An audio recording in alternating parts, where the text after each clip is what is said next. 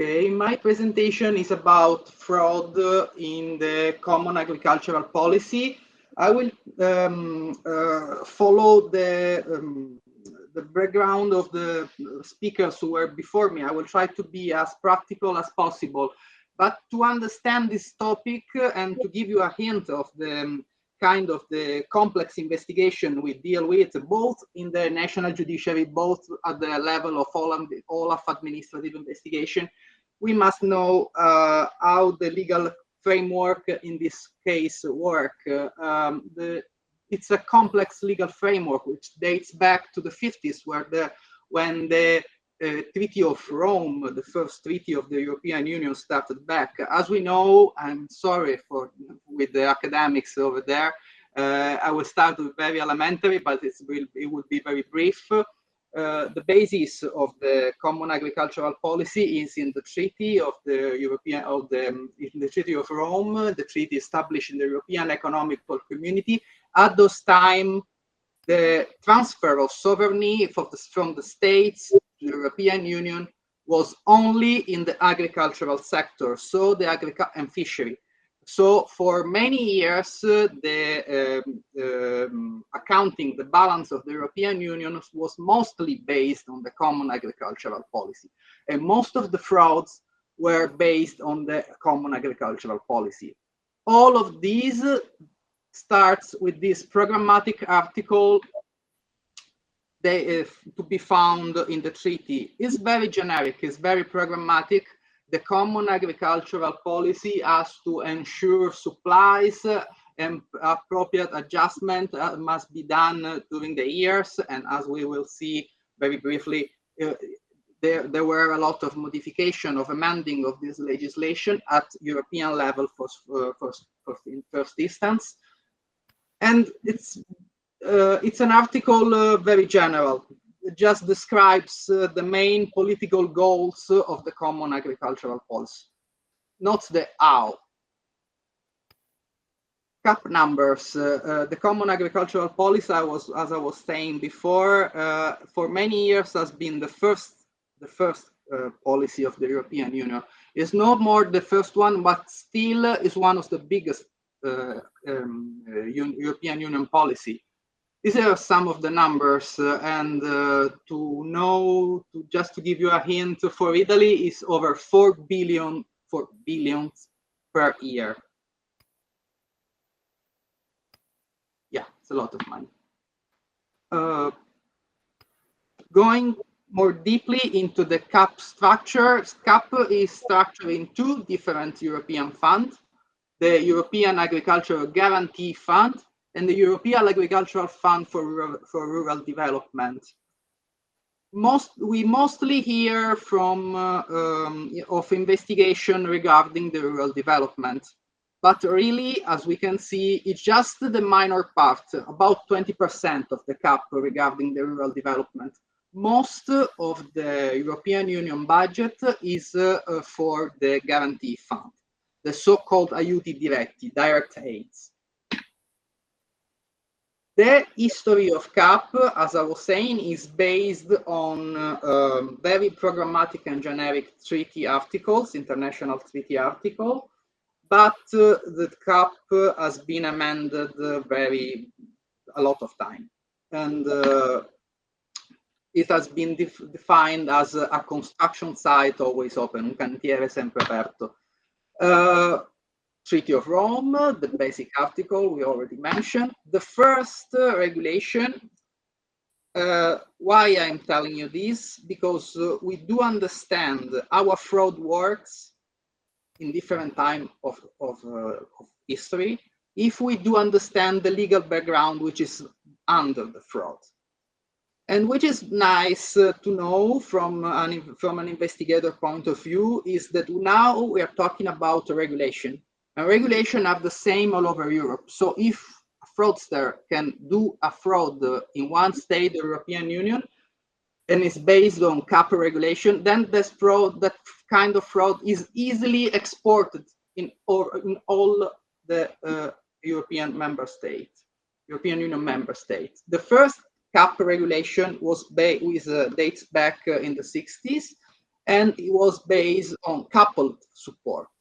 What does it mean, coupled support? That the aid is based on their production, on the quantity of their production. So in the 60s, 70s, and part of the 80s, the agricultural firms would get as much money as much they produce. Why? Because in that historical period, the political need of the European Union was to support production. The more you produce, the more money you get from the European Union. The goal of starting back the agricultural production after the Second World War was easily achieved. A common proverb at the time was that the agricultural firm would not cultivate the agricultural products, would cultivate the European money. So this system of coupled aid, coupled helps, coupled money start to demonstrate all of its problems already in the 60s, in the 70s, especially when the price dropped. Because it's easy to understand. What does it happens when there is more product than we need in the market, than the market can absorb? Well, price drop. And the price drop brought to the destruction of agricultural products to keep the price up. Maybe some of you would remember that scenes like these where there were oranges destroyed. Those oranges actually were produced with coupled aids. Then there was also aids for the destruction, ritiri dal mercato, for the returns from the market. And the European Union would pay twice for the production and for the destruction. It was not more possible to keep a system like this. So in the 80s, we started with another European regulation, the so-called levy system, Sistema delle Quote. It's a system of self-restraint to the production. All of the ministers of agriculture from all the European states would meet here in Brussels, would decide for every agricultural product what is the maximum amount of quantity that we want to produce at national level. If we produce more, we get a fine, we get an administrative fine. The system in theory is a very good system, but needs coordination and needs programming that did not occur especially for the system of milk quota in Italy. The milk quota that was established at the time in Italy was very low, very below the production, very below what the markets would need. So all the agricultural producers of producers of milks exceeded their quota and they got fined. So also this system started to show some problems, and it was reformed again in the 90s. It was the first time that we introduced a partial decoupling, which is in force right now in a different way. The decoupling system consists in giving to the producers aid based on the quality of the food, on the type of the agricultural product we produce, and no more based on the quantity, which is the coupled system. In the 2000, we also introduced the conditionality system. This means that by a regulation and by some dozen of directives, we decide that all the agriculture, once again, all over Europe, get the European money on condition that you do have the coupled or uncoupled support, but you also respect some ecological needs in the way you cultivate or breed your animals.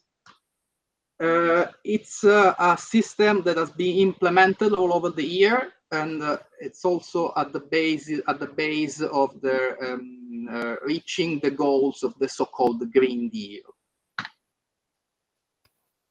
2003, the new regulation, which came in force in 2005 and still in force. I mean, not that one regulation of 2003, but all the different regulations that followed, 2009, 2013, and now 2021, which is in force since 2023.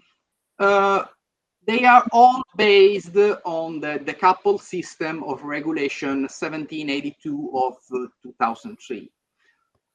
Now, with this regulation, the amount of money that every agricultural firm gets is based no more on the quality, no more on the quantity, but only on the extension of the land and of the value of the entitlement. Is totally decoupled from the production. It's a complex system. They also introduced the so-called AKIS, Agricultural Knowledge Information System, which is declined in different ways in all the member states. In Italy, it's based on the Centri di Assistenza Agricola. There are some extension, let's call them like this, some extension of the agricultural trade unions. The new regulation, which was enforced since last year, since 2022, that is based on always on the regulation of 2003, the one I mentioned before. So 6 base regulation, totally decoupled aid, and a lot of subsidiarity rules, starting from the European level and then coming back to the national level for implementing legislation. Because once again, we are talking a regulation, we're talking a legislation which is the same in their general basis all over Europe. Member states can only make some legislation at implementing level for details. And this is the new CAP. Once again, decoupled aid. These are the general regulation, always based on the totally decoupled system. In Italy, the paying agency is based on the old AIMA, which was implemented in the 60s for the couple aid. It changed name in 1999. It became AGEA. AGEA is governed by a director, no more by a board. The director is nominated by the Minister of Agriculture, and AGEA has 2 souls. It's a paying agency for some region of Italy, and it's a coordination agency for all over Italy. There are other paying, so as coordination agencies, there is only AGEA for all over Italy. For paying agencies, there is AGEA, and there are also this one. Anti-fraud legislation. So I was mentioning before the fact that I will give you a hint of how an investigation in agricultural fraud works. This is the basic anti-fraud legislation, and it's based mostly on regulation. So once again, the same all over Europe, and crimes at national level. So now we're talking about the European legislation. European legislation has changed over time, but in the basis is always the same. Circumvention clause. This is the legislation in force until 2014. And I'm showing you this just to give you a hint of how the legislation evolves. The circumvention clause says that if one person artificially creates the condition for obtaining an aid, he gets no aid at all. That can also be the case when there is no fraud, there is no circumvention, but there is only a over declaration, even if it's intentional over declaration, some sort of franchigia, some sort of free zone where you can declare something that is not true intentionally. You can declare until 2014 maximum 0.5% of the total extension of your land. 0.5% can be fake, can be not yours, even if you declare it. Until 0.5% of the extension of your land in hectares, it's free of charge. You get paid, fully paid, you get no fines, and so on. Between 0.5 and 20%, you still get the aid, but it gets reduced and you get a fine. Over 20% of fake declaration of extension of land, you get no money at all. In 2015, this in force since 2015, the circumvention clause is always the same. It's the same also. This is the text in force even right now. But the over declaration has changed. It's the franchigia has increased, as you can see. Until 3% is free of charge. Between 3% and 20%, you only get a fine, but you still get the aid. Over 20%, nothing. So we focused our investigation only, it's easy to understand, on the fake declaration of land over 20% of the declaration. The system is based on direct payments, the first guarantee fund we were seeing before in the slide before, and the goal is supporting the agricultural incomes. There is a more that we get, the agricultural firm get, if they declare and do greening practice, which is part of the conditionality system as well. There are still some minor cases of coupled support just to support specific cultivation in specific area of specific state. I do remember tomatoes in Romania or grain and some legumes in Italy. But the system is always based on the coupled support. For coupled support, you get a little more.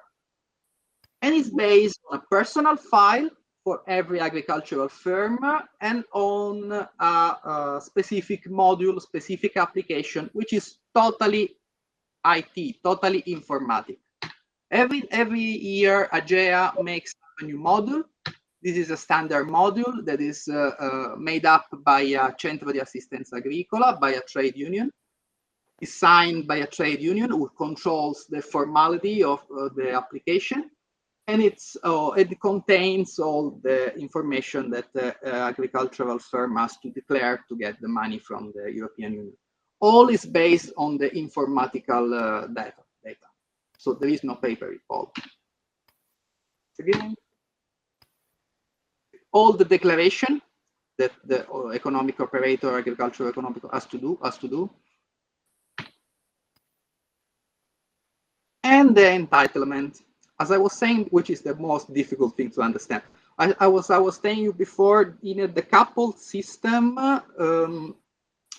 the payment is based on the hectares, on the total extension in hectares of the land, and by the value of the system. The regulation establishes how the European fund has to be divided into the different European states. For Italy, it's called massimale nazionale, national maximum amount of money for that specific agricultural guarantee fund. For Italy, is a little below 4 billion euro per year. These 4 million billions per year are further divided in entitlements. The more entitlements are in circulation, the less their single value is. Right now, a single entitlement is 162 or so on, about euro per entitlement. And one entitlement is always coupled with 1 hectare. One entitlement, 1 hectare of land. So one honest agricultural firm would get 162 euro of the couple aid per hectare of land, which is not that much. Entitlements are, from a judiciary point of view, registered immaterial moving assets. So they are assets. They can be sold even without the land. There is a decoupled market of entitlements. A person can buy and sell entitlement, which is totally fine. There is a registry, a public registry of entitlement. It's called SIAN, Sistema Informatico Nazionale Agricolo Nazionale. The entitlement can be object of gauge, of pawn. The entitlement can be sold without money. The entitlement have their own value.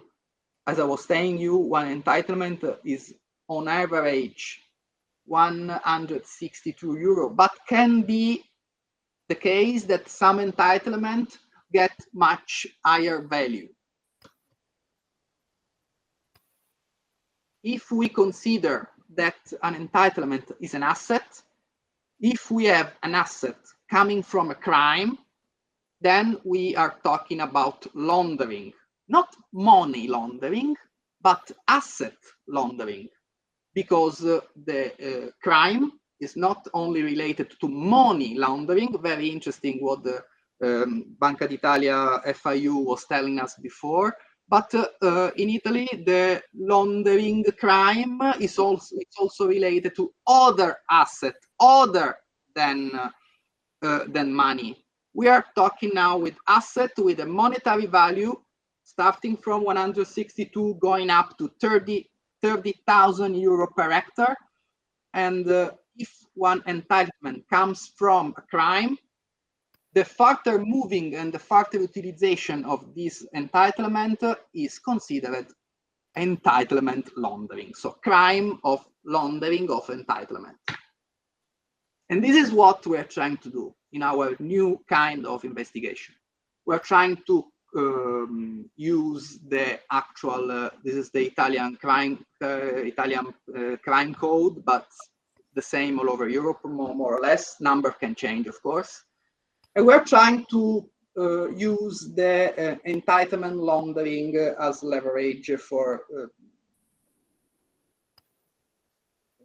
combating the fraud against the European final interest. Of course, as in every sector where a lot of money is involved, criminal serious organizations have interest also in this peculiar fraud, agricultural fraud sector.